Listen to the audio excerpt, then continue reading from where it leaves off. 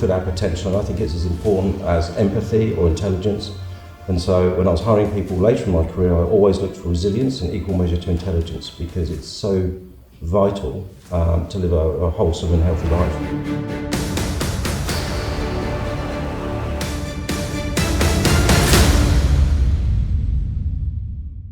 Good evening, Australia. Welcome to the show. Tough Times Never Last. I'm Michael Kuzilny, and thank you very much for tuning in over all these years. Had some interesting people on the couch over the years, but what I like about the people who do come and share their story, their beautiful life journeys, and they're authentic. Josh Rains is on the couch tonight, a decent fellow who's gone through some difficult times and seems to get on top of crisis extremely well. Went up very high in the corporate world, but is now just having a bit of a break. Josh, thank you very much for coming. Thank you, Michael. It's great to be here. It's a beautiful journey, and you know, quite often there's beauty in the journey, and there's also difficult times. But where did you grow up? So I grew up in the UK, in the south of England, during the 80s, which was interesting. That's where you look like James Bond, and you've got the accent. Yes, indeed. Indeed. And tell me about, so what did Dad do? So Dad was a house valuer, which meant that he used to drive around the southeast of England, basically valuing houses. What's his name? John. John. And Mum, what did she do? Mum was a teacher for children that had been expelled from school, so Wow. people with emotional and behavioural difficulties. And you had brothers and sisters? I have a younger sister called Anna. Yeah, no, God bless her. And so everything was, it was a beautiful growing up until there was a couple of difficult times. So we had a very happy childhood, really standard two-parent, two-kid family growing up, and essentially in the space of a year it all fell apart. So my father had very difficult to manage diabetes, and because he was driving, his driving was very important to his job, and he kept breaking out at the wheel of his car. So he got involved in two pile-ups and lost his job. And he became quite depressed, Michael, which was very sad. How old was John then? He was mid-40s. Is he still with us now? No, he just died last year. God bless him. Yeah, so he was mid-40s when that happened, but he lived to 86. I think red wine probably kept him alive in the end. And Josh, that would have been another sort of stressful for you, because you probably thought, God, I haven't spent enough time in their later years. You've been here in Australia, and he's in the UK. And actually COVID has really brought that home, because I always felt I was 24 hours away from the UK. Yeah. Right now I'm weeks. How's Mum? Yeah, she's good. She's all right? She's pretty tenacious. She's got people to look after her there? Yes, lots of mates. Lots of friends over there. So Dad lost his job, and what happened then? Did he got depressed, and did the family try to support him with that? They did, and actually we were doing, I think, a fairly good job. So he wasn't working, which meant he spent more time with us, which was nice. But and then very shortly after he lost his job, my sister was on a school trip to France, and she was visiting war graves, as many Aussies would go and do. Yeah. And went to cross the road and looked the wrong way and got cleaned up by a drunk driver at 80 k's an hour. God bless her. Isn't that amazing? John, Josh's father, gets depressed, and then poor Anna, at the age of 14, has this accident. Isn't it amazing? Things go well, and then anything can happen to anybody. So she survived? She survived just. So there's an anaesthetist in the car behind the one that hit her, and they immediately put her into a coma.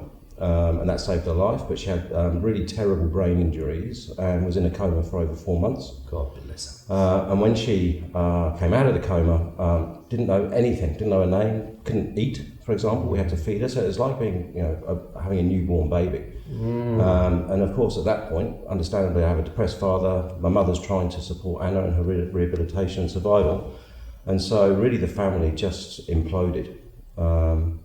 And at that point, I decided that the best thing I could do was try and work to get away from the family. Actually, I mean, it sounds a bit cruel, but actually so they could put their energy and resources into my sister.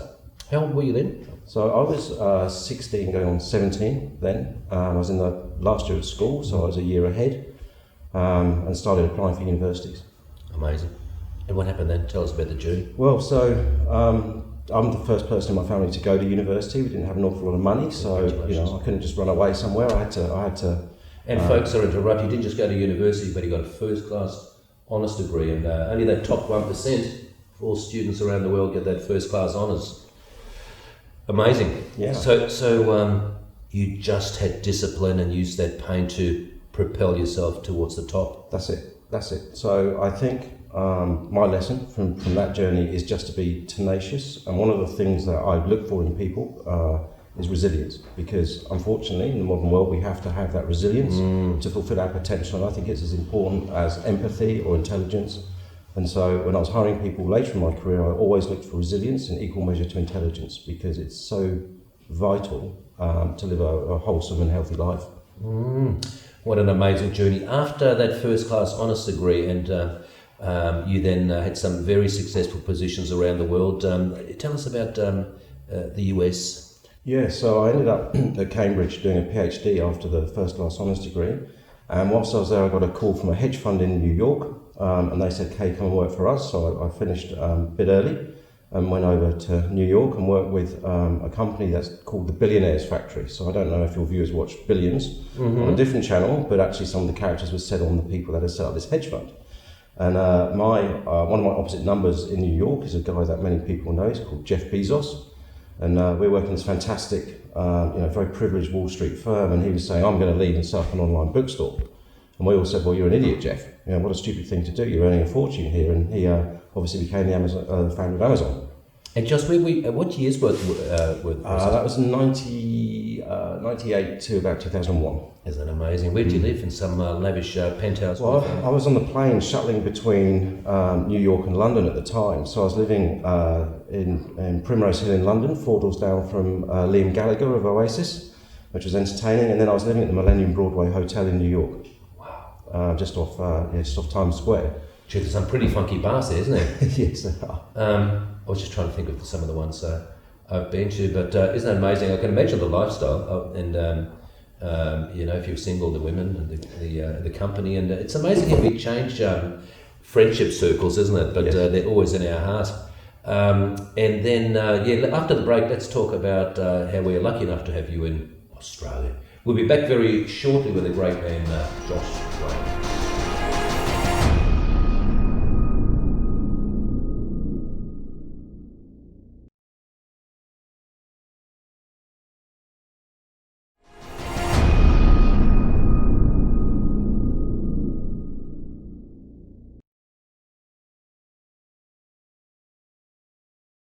Welcome back to the show. Tough times never last. Josh Rain's an amazing a person, excellent and first class in every way. He's gone through his fair share of difficult times, but he says when you go through the fire, do just that, just go through it, And what a beautiful journey. Dad got depressed, lost his job. Anna, God bless her, almost died, but she's still with us, and ended up in New York with beautiful women and great bars, and then he ended up coming to Australia in 2002. Yes. Amazing. Yeah, permanently lived here, and have loved it ever since. And what success have you achieved in Australia? So I've just left a 15-year career with the ANZ Bank, and I ended up becoming their global head of strategy for the investment part of the bank. So that's a very interesting position. The bank serves 6,000 customers in about 33 different countries, employs about a similar number of people, and is actually Australia's largest international bank. So we would facilitate trillions of dollars of trade. We also help Aussie companies hedge Aussie dollar exposures all around the world against all sorts of different currencies. And so I've had a mixture of sitting in the dealing room where you'd see people on phones and trading and this sort of thing, to sort of sitting in head office talking to the board and the CEO, Shane Elliott, quite regularly. So it was a very interesting job. It kept me feeling international, which was really important to me. But yeah, we bank everywhere from Laos, which is still a developing country, to New York again. So it was That's amazing. Isn't it amazing, folks? He's a highly effective human being, because there's really only 86,400 seconds per day, and sometimes we get people talking for so long, and he must be very good at having short conversations and getting shit done. Tell me about that. Tell me about an organisation. Tell me about how to get on top of crisis, and tell me how to get rid of incompetent staff. Right. Well, to get on top of crisis, it's really simple. The most effective leaders I've seen are those that remain almost entirely calm through crisis. And actually, it's their self-discipline that marks them apart, because I think being a drama queen in crisis is completely self-indulgent. If you're a leader, your job is to be cool, clear-headed, give clear, simple instructions, and help people to follow them. And that's actually the job of a leader. In terms of getting rid of incompetent staff, that's really difficult. I mean, unfortunately, it goes with the territory that you have to make a lot of people redundant through very senior positions in corporations. And I think the best advice I have there is just to remember that if you treat people the way you expect to be treated in your life, that will stand you in very, very good stead. And so it's important to feel empathetic. I mean, I had to let one guy go who was a very interesting young man. He had 5 children. He'd just started a house renovation, and he had a PhD in astrophysics. So good at talking to dolphins, not so good at talking to human beings. And that was probably the hardest redundancy I ever had to make. And I spent the morning with him, just talking through his options. And I think I hear now he tells me that he's actually much happier, gazing at the stars. Josh, what is your definition of happiness? I actually think it's about looking forward. And I think one of your other guests had mentioned, don't spend your life looking backwards. You've got to look forward. And in terms of dealing with tough times, it's that ability to continuously look forward, not actually dwell in the past. And I think happiness comes from that sense of contentment that you get from either a close friend or a good partner, and just sitting, enjoying, sharing that positive sense of the future. Isn't that beautiful? That's great advice, isn't it? Just staying in the moment, not always thinking about the past or the future. And I know a lot of people over the last 12 months have, we've had people who've lost their multi-million-dollar, restaurant empires and stuff, and they've gone home because they're too afraid to say their mates, I'm suffering. But it's important to share if we are going through difficult times, isn't it? But then again, the balancing factor, it's a very cold society. People don't want to know when we're going. No, and I think at the moment it's particularly tough. I was lucky enough to advise the Australian Treasury on the response to COVID. And we were picking, effectively, winners and losers. And so which industries do we expect to survive and which do we expect to fail? And then you realise that there are hundreds of thousands or millions of people employed in these industries that are going to do it tough. And then you multiply that by a family, and there's an awful lot of people, I think, that are doing it very, very tough around the world at the moment. And I think, unfortunately, often it makes us colder when actually it should do the opposite. Because I think it's really important to understand that all around us people are doing it tough at the moment. And if we're doing it tough, the best thing to do is to reach out. It's beautiful. Tell me about the boxing. I've just started boxing again. Yeah. So I've joined a gym that looks like it hasn't been cleaned since 1952, and it's the oldest gym in Melbourne, and I just love it in there. So Where's it? It's on Chapel Street. So it's called Terry Bennett's boxing gym, and I've seen it. It's been there for years. So it's his son that runs it now, and Terry Bennett had the world record for medicine ball sit-ups. Wow! So they're pretty serious, but I'm actually sitting here quite sore. So don't ask me to cross my arms or anything. And there's a boxing ring in there, is there? There is, full-blown boxing ring. And is this something you did in on the streets of England? Were you a bit of a street fighter? Yes, well, not by choice. So I grew up in the 80s, which was a very racist time in the UK. Lots of Thatcher era economic reforms, and my best friend is half West Indian. So we tended to end up getting thumped a lot. So I've had my nose rebuilt twice. So you had to learn to fight back. Yes. And you probably haven't practiced that skill for decades now. But so you're boxing for quite a few years, and it's a great thing to do, isn't it? It's superb for the fitness. Yeah. It also keeps the beer belly away. So it's really about vanity, Michael, not about fitness. Let's be honest. Yeah. And there's a lot of people here from overseas in Australia. It's such a beautiful multicultural company, and a lot of people have been lonely over the last 12 months. Tell me about, do you keep in touch with Anna? And Mum and Dad's gone, isn't he? My dad just passed away a year ago, and I went over and spent a month. Actually, after the break we might talk about how there's some advice on how we can keep in touch and make sure they're all protected. We'll be back very shortly, don't go away.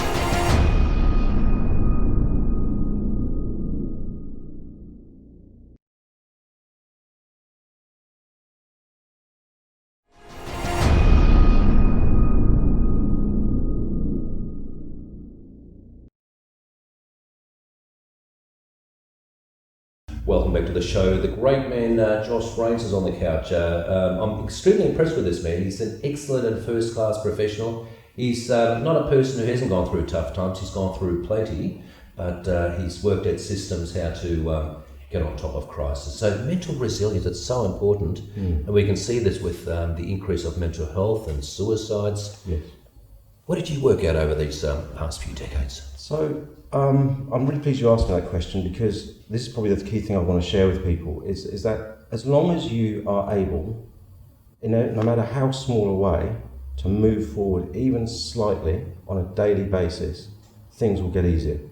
So my favourite quote is one by Winston Churchill, which is, if you're going through hell, keep going. And so what I've found is that there have been some really awful times when I felt I really couldn't face the world, couldn't face the day. But as long as I did one small thing that would add to my chances of success in the future, or something that actually helped me learn, I found that the answers and solutions to the problems that you're currently having slowly emerge. And so the one thing that I really think it's important to do is just to move forward, and even if it's a millimetre, it's still worth it. And it takes a lot of effort, and sometimes it takes a lot of courage. But actually those little millimetres add up into a journey, and that journey is towards a better future. It's beautiful advice, and it's simple advice. It's really a mindset, isn't it? Yeah. Because I really think life's 10% what happens and 90% how we react to it. And nobody just likes the drama queens, do we? No. The ain't it awful, the self-pity parties, and we need to avoid those sort of people, don't we? Because those sort of people, when they keep on talking about their breakup or their bullying or this sort of stuff, they're really reinfecting their minds for future negative occurrences, aren't they? Well, that's right. And I think self-reflection is important to help us learn. But I think once it steps into overindulgence and you become more fixated on the past than you do the future, and that's another piece of advice I got from a senior colleague I'm very close to, who's become a friend, who said to me once, if you spend more time thinking about the past than the future, then the end is nigh. And I think that's right, because I do think that I've noticed in the UK, the US and Australia, there is a culture of talking about things that are difficult. I think that's great. But I think if that culture becomes one of actually spending your time reliving those difficulties, it actually becomes very negative. And so I think sometimes we do meet people that have fallen into that self-indulgent space of actually I want to live in the despair and not the future, and that's very difficult. If you're partnered or friends with someone like that, it can be very, very draining. Indeed, I totally agree. And I also sort of sometimes think of people go and see a psychologist once a week and talking about that problem. They come out and get all stressed. Sometimes it's we don't want to think about the problem. Yes. You know what I mean? Well, I agree. I mean, there have been times in my life. There was a time during the global financial crisis where I went and saw a psychologist for stress, because I was sitting on $180 billion of assets for the bank, and would literally wake up in the night not knowing if some of them had blown up. And it was just very stressful. I wasn't sleeping. And the practical side of that was excellent. So the psychologist talked about coping mechanisms around, retraining your brain, not being afraid, not being anxious, and preventing depression. That's all education and learning that I've kept practicing, trying to make sure I still have a positive mindset.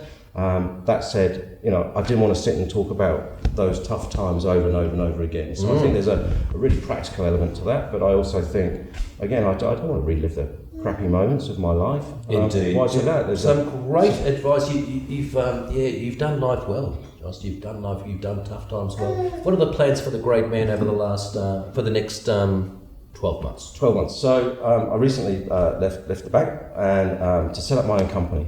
And that's really about getting a bit of balance back. So the job I had, we would open in New Zealand in the morning and we'd close in New York in the evening, and that's sort of nearly a 24-hour time frame.